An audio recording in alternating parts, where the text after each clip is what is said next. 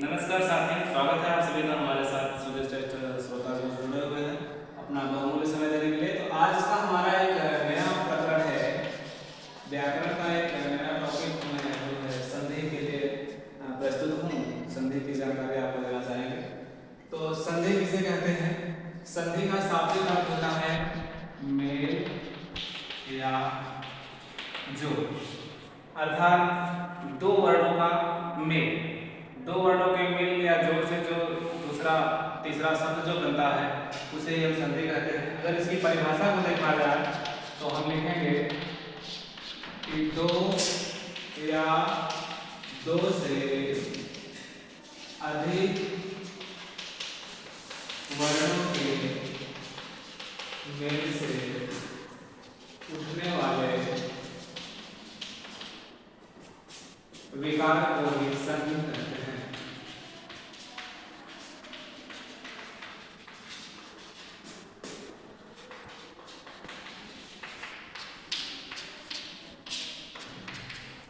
तो कहने का मतलब दो वर्णों के मेल से संधि बनता है, लेकिन दो से अधिक भी शब्दों के मेल से संधि का जो है सृजन होता है। जैसे उत्कृष्ट और निकृष्ट सद्व्यवहार, दुर्व्यवहार जैसे शब्द देखने को मिले तो वहां पर व्याकरण से भी जो आजोड़ करण, तो जैसे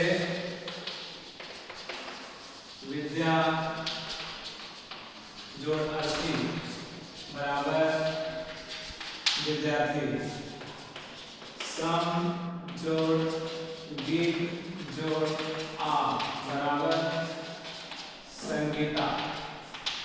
व्याकरण का पढ़ना हो तो वी जोड़ आ जोड़ करण बराबर व्याकरण।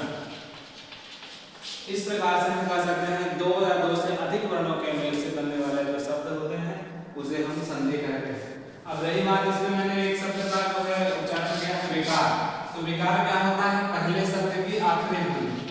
मैंने बताया कि पहले वर्ण की आखिरी ध्वनि